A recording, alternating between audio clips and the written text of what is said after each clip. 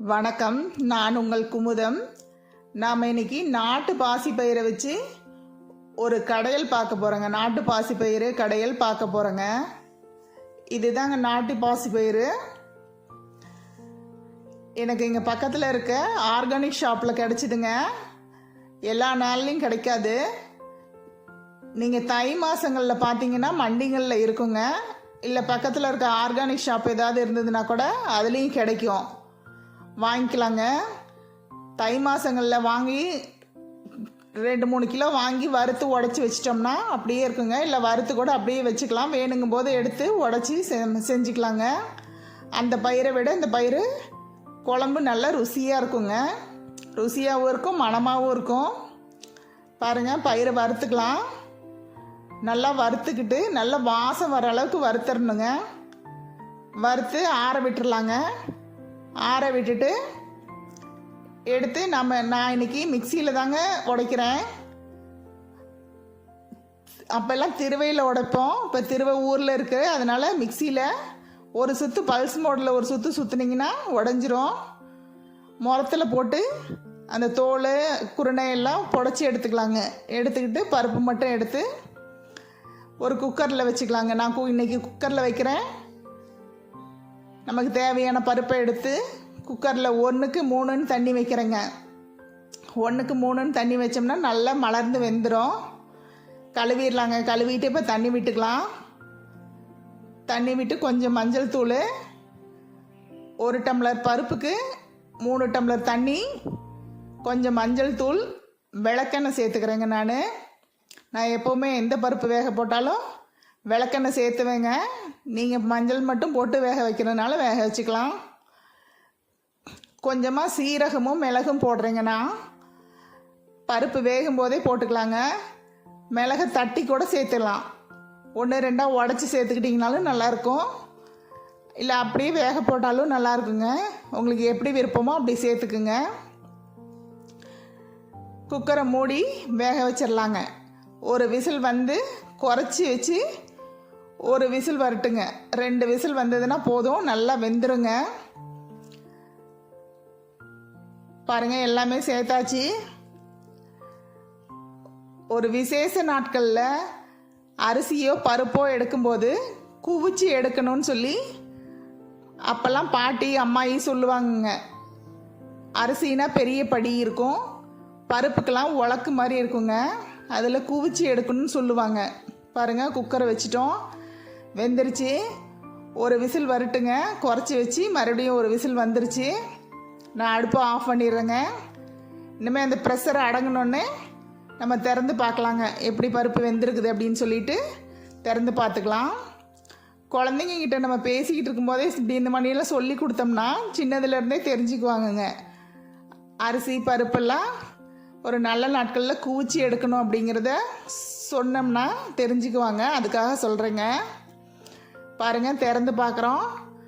பருப்பு எப்படி மலர்ந்து வெந்திருக்குது பாருங்கள். நல்லா மலர்ந்து வெந்துருச்சு. ஒரு விசில் விட்டு குறைச்சி வச்சு ஒரு விசில் தான் விட்டோம். நல்லா வெந்துருச்சுங்க. 1க்கு 3 தண்ணி வச்சதுலேயே நல்லா வெந்துருச்சுங்க. அடுத்தது இப்போ எப்படி தாளிக்கலான்னு பார்த்துக்கலாங்க. புதுசாக ஆரம்பிக்கிற குழந்தைங்களுக்கு எப்படி செய்யணும்னு தெரிஞ்சுக்கிட்டுங்கிறதுக்காக நான் ஸ்டெப் பை ஸ்டெப்பாக சொல்கிறேங்க. ஒரு பாத்திரத்தை அடுப்பில் வச்சு நான் கடலெண்ணெய் விடுறேங்க. கடலெண்ணெய் விட்டு கடுகு போட்டு பொரிஞ்சதுக்கப்புறமா உளுந்தம்பருப்பு கடலைப்பருப்பு சேர்த்துக்கிட்டேங்க. இப்போ வரமிளகாய் 2 சேர்த்துக்கிறேங்க. வரமிளகாயும் வறுத்து விட்டுட்டு வெங்காயம் சேர்த்துக்கலாங்க. வெங்காயம் பூண்டு 2ஐயும் நல்லா வதக்கி விடணுங்க. ரொம்ப வதங்கணும்னு இல்லை, லேசாக வதங்கினா போதும். வதங்கினதுக்கப்புறமா வெந்திருக்கிற பருப்பு எடுத்து அதில் சேர்த்துடலாங்க. சேர்த்து கிளறி விட்டுட்டோம்னா கொஞ்ச நேரம் கொதிக்க விட்டு உப்பு கொஞ்சம் சேர்த்துக்கலாங்க. அதுலேயே சேர்த்து கொதிக்கிட்டோன்னு நல்லா மசிச்சு விடணும், அவ்வளோதாங்க. பாருங்கள், இப்போ வெங்காயம் வணங்கிருச்சு. பருப்பை சேர்க்க போகிறேன். பெருங்காயம் கொஞ்சம் சேர்த்துருக்குறேங்க.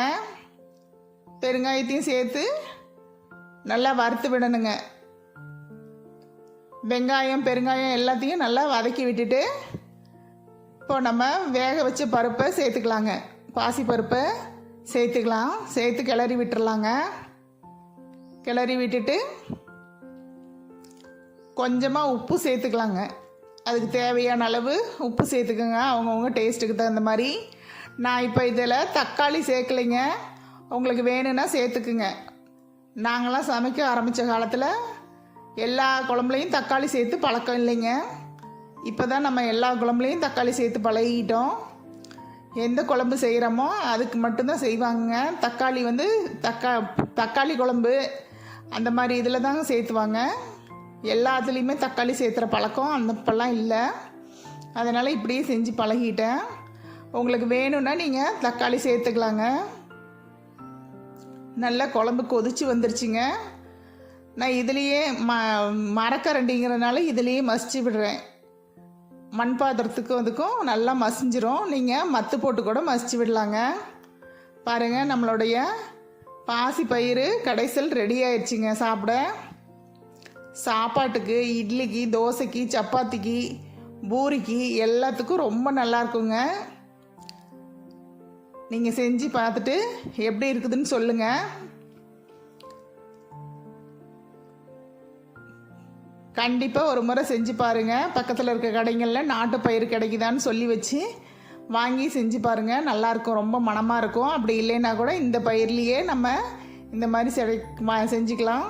இல்லை கடைகளில் கிடைக்கிற பருப்பும் வாங்கி வறுத்து இந்த மாதிரி செஞ்சுக்கலாங்க. ரொம்ப நல்லாயிருக்கும். ஒரு தடவை தக்காளி இல்லாமல் கூட செஞ்சு பாருங்கள். செஞ்சு பார்த்துட்டு அதனோட டேஸ்ட் எப்படி இருக்குதுன்னு சொல்லுங்கள். பாருங்கள், நம்மளுடைய பாசிப்பருப்பு கடையல் ரெடி ஆயிடுச்சு. நன்றி, வணக்கம். நான் உங்கள் குமுதம்.